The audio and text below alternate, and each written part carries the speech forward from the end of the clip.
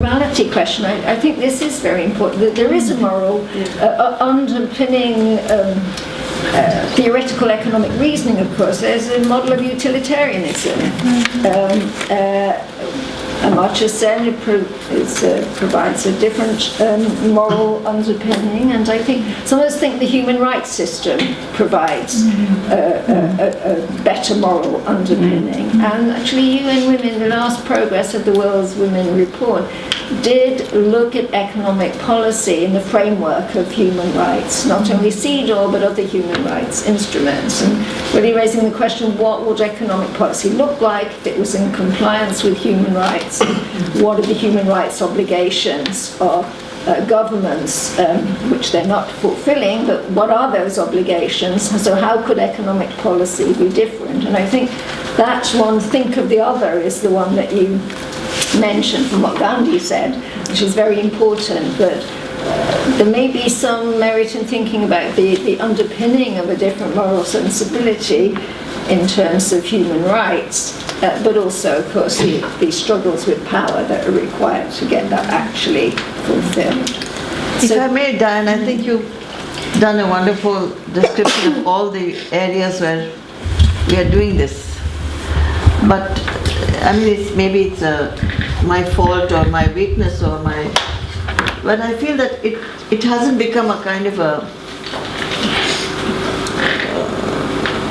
dramatic, clear focus amongst ourselves also. Though you mentioned human rights, you mentioned, but we haven't thought, even you and me and the group that we all belong to, saying, can we reconstruct the argument for growth? You know, the argument for GDP growth is still investment. It hasn't changed, and that, unless that changes, and that's where I think this idea of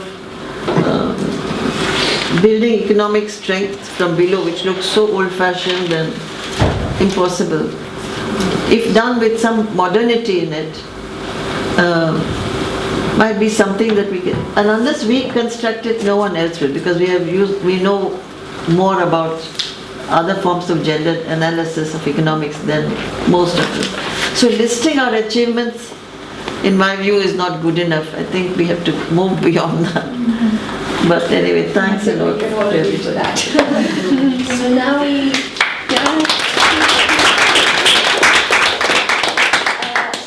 going to turn to our last paper for today from Zelda Ivanovic, who tells me that she's working on supporting parents on how can they in turn support the development of their children and their children's potential more effectively. And this certainly speaks to that transformation of the world that we would like to see. So, Zelda. And I'll say, I'm going to take advantage of speaking to just say one note about big corporations, because I feel very conscious. Devaki, that you made comments about the role of big corporations. And I'm representing one. I'm here from Lego Foundation, and Lego, of course, is a big multinational company, but I also wanted to give a little hint of a note of optimism from the business community. I think I used to work in the social sector. I've always worked in the charity sector, then I worked for the United Nations, and now I'm here representing Lego. But certainly in the business community, I've seen in the time that I've been working in the field a big shift, a shift from kind of the blue washing of partnering with charities or partnering with the UN to try and get a veneer of social good on what actually was very profit motivated, if I'm to be really honest, towards these shared value conversations, but really early beginnings and not very well established, but thinking now about humanistic management in businesses and how do we remodel the whole concept of an enterprise around human values and what it means to be human. So I just wanted to call out that I'm representing a corporation and certainly there's some responsibilities that corporations need to look at more carefully, including, I'm sure, Lego Group. But there's a little bit of a hint of optimism for the future. I also want to say it's very kind of you to say this is a paper, but I feel we're going from sublime to perhaps the ridiculous, because this is me coming as a very open book. Lego Foundation is in a maturity phase. We're about 4 years into thinking about our social value proposition. And very honestly, I would look at the portfolio of our work to date and say we've been completely gender blind. So I'm coming really with absolute humility and recognizing that we need to do better. We're not sure what that looks like. We're tinkering at the edges of it. So what I'll share is early thoughts. It's a smorgasbord of some thinking that we have on our side, but what I'm open to is any critique, any pushback, any questions, any clarifications, but really just to open our door into recognizing that we have responsibilities that we need to think about more consistently in our work going forward. So, yeah. And it's actually on the... Before I start, Paul promised fun. And I do kind of feel, coming from Lego, that I should represent some of the fun. Could I have one volunteer? Anyone in the room? If anyone would be brave enough? Okay, great.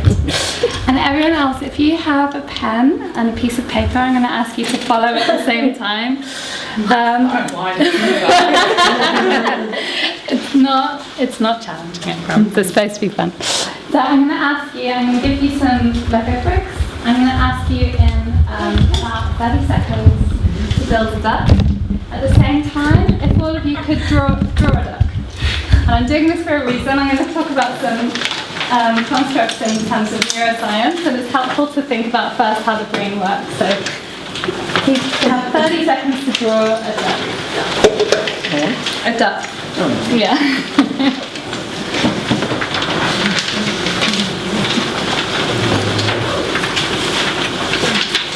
Okay, I'm going to give you 10 more seconds. Crickets. Pressure is mounting. 5 more seconds.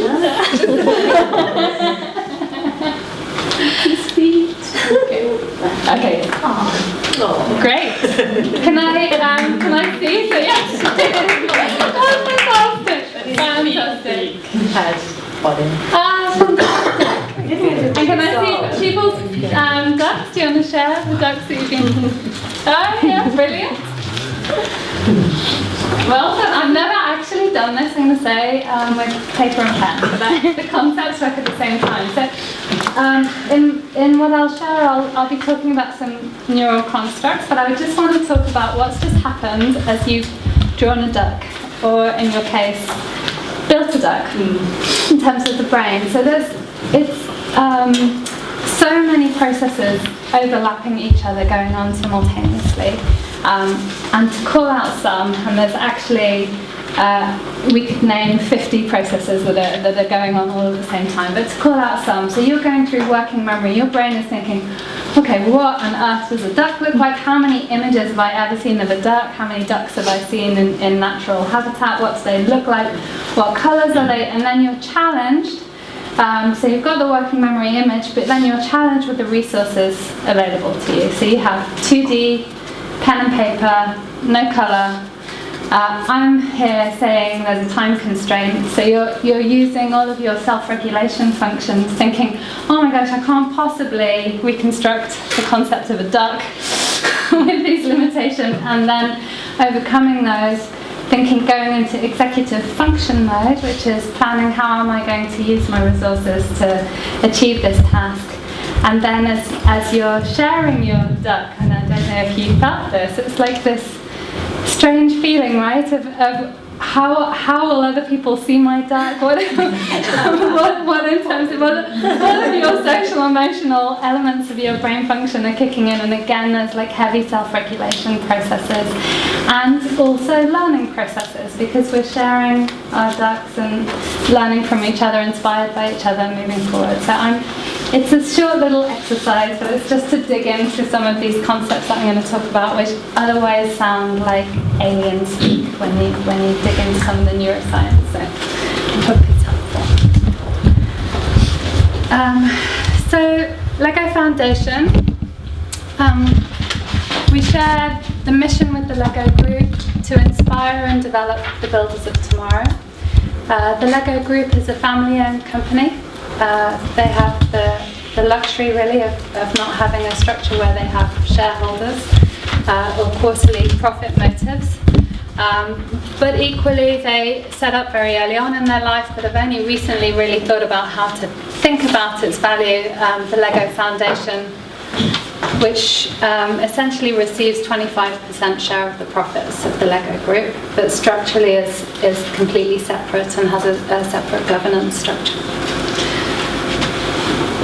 And so the foundation has this aim, which you will see now why I'm saying we've been pretty gender blind in our backstory, is that we've been digging into the neuroscience, we've been digging into concepts of learning to learn, and we've been recognizing that when we talk about human capabilities and enabling every child to reach their full potential, that actually some of the constructs of the education system are not very helpful to the process. So one of those that we look at in my team is around early childhood. We have a strong focus on early childhood, where we see that so much is happening in terms of a child's experience, and yet there is so little investment, which clearly relates to the value of work that we were talking about today. And also that when we think of play and learning, that when we're in classroom settings or in other settings, that we're recognizing that the interplay between the formal and the informal learning processes, also the classroom style of a real hierarchy of a teacher standing, at the front,